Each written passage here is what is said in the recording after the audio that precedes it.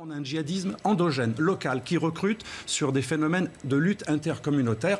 Donc on va en avoir pour 20 à 30 ans. J'en parlais avec le directeur du Centre français du renseignement, Éric Dénessé, et ça va être quelque chose de long terme. Ce n'est pas du tout momentané ou une réaction au colonialisme occidental, parce qu'au contraire, la France a été accueillie par les pays du G5 comme c'est une des premières actions occidentales d'intervention qui n'est pas impérialiste, mais qui a été acceptée par les populations locales, y compris l'Algérie qui est anti-ingérence. Et effectivement, le général Lecointre a bien précisé. Il y a un énorme égoïsme. En Italie, tout le reste de l'Europe a dit c'est le problème des Italiens. Ils se débrouillent avec cette question migratoire qui fut énorme il y a encore quelques années. Pour le Mali, eh bien, beaucoup de pays européens, quand vous voyagez en Espagne, en Italie, en Suède, ils vous disent ça c'est un problème français. Donc chacun se lave les mains. On aurait des sortes de zones d'influence post-coloniales et beaucoup d'Européens. On pourrait, bien sûr, on pourrait aller très loin dans les accords bilatéraux, mais il y a un égoïsme de beaucoup d'États qui se disent ça c'est un problème de l'Italie, ça c'est un problème de la France, alors que c'est un problème civilisationnel qui effectivement mériterait une coopération, mais là je rejoins Bigot, d'États-nations souverains qui peuvent coopérer parfaitement entre eux. Regardez les Anglais et les Français, ils ont cru que leur intérêt convergeait en Libye, ils ont parfaitement réussi à même convaincre les Américains d'y aller. Donc quand on veut, on peut. Mais il n'y a pas de conscience civilisationnelle européenne parce qu'effectivement l'Europe ne fait pas rêver. Elle n'est pas un projet ni identitaire ni civilisationnel, ce n'est rien. Elle est sortie de l'histoire, comme disait le général Gallois. On va revenir, si vous le voulez bien, du Sahara et que c'est dangereux.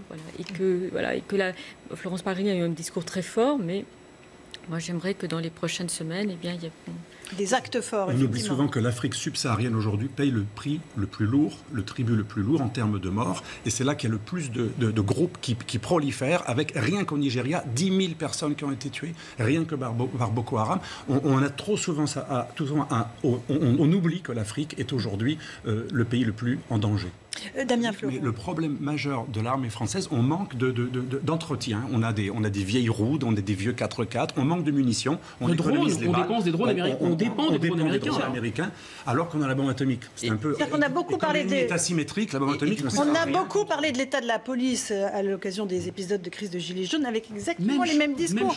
Manque de moyens, manque de matériel, et on s'aperçoit à la lueur de cet événement tragique que c'est la même chose pour l'armée française. Emmanuel Macron n'est pas forcément conscient parce qu'il sait que les Français sont attachés. Va permettre, comme le dit d'ailleurs le cardinal Sarah, qui est guinéen, il faut maintenir les personnes sur place parce que c'est un traumatisme de quitter son pays, parce que c'est jamais un plaisir. Donc il faut aider les gens à rester sur place par un plan de développement, et ça n'a jamais été fait, un plan du style plan Marshall, ça n'a jamais été fait pour l'Afrique. Il n'y a pas un candidat à l'élection européenne qui ne dit pas. Tout à fait rodé. D'ailleurs, il n'y a pas que le commandement des opérations spéciales, il y a aussi la DGSE qui a son propre service action. Alors c'est un peu une spécificité française. Dans l'armée, on a deux corps distincts qui font parfois le même genre d'opérations. L'un plus lié à des opérations parfois, j'allais dire entre guillemets illégales, moins ouvertes, l'autre plus officielle, puisque le COS, c'est l'armée officielle, c'est un peu plus avouable.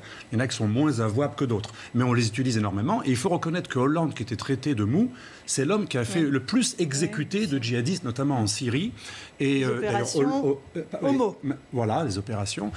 Monsieur Macron, d'ailleurs, a continué cette politique, qui est la nôtre, il ne faut pas se voiler la face. On dit on neutralise des gens, on a neutralisé plusieurs centaines de djihadistes dans plusieurs théâtres d'opération. Et ce sont des héros, à mon avis, il faut rendre hommage à ces gens, parce qu'en plus, par rapport au terrorisme djihadiste, ils apportent un témoignage extraordinaire. C'est que martyr, ça veut dire aussi témoin. Le djihadiste veut un martyr pour la mort.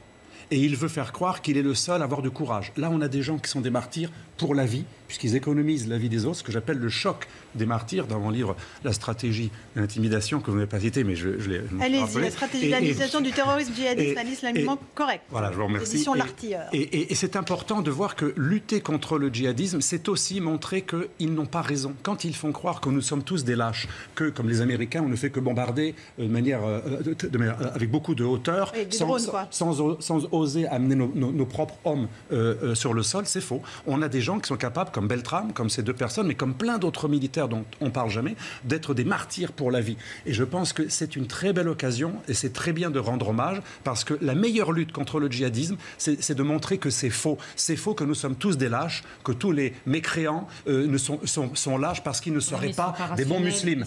L'idée des djihadistes, c'est de faire croire que seul le musulman, pas tous les musulmans, seul le musulman djihadiste, salafiste, et courageux. Les autres sont tous esclaves de la vie, lâches, matérialistes. Et bien là, c'est la preuve que non, Beltrame et ces deux hommes montrent qu'on a aussi, nous, des héros. Mais des héros qui perdent leur vie pour économiser la vie des autres, y compris la vie de terroristes.